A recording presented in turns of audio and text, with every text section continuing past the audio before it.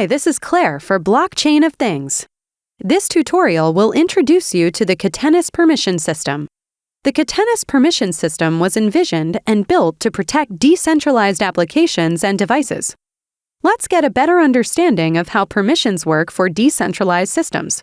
To handle permissions on the decentralized open public Bitcoin blockchain, Catenis creates the virtual equivalent of a shield or force field that can be set on the devices you control.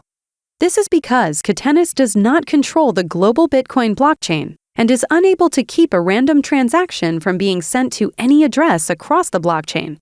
Therefore, Catenis shields any unauthorized transactions from ever reaching any device across our network and manages permissions for devices which are under your control. This is why permissioned events are set on the subject or controlling device. The subject device is the device you control, and when setting permission for a given event, you are allowing or denying your subject device to receive events. Catenis blocks any unwanted events from ever reaching your device.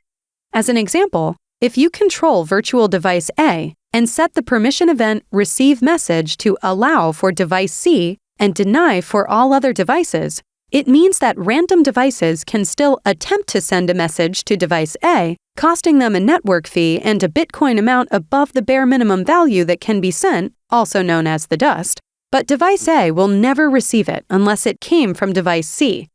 Catenis effectively creates a force field around each device from within its own network and completely shields from systems connected to the Bitcoin blockchain outside its network. Great job!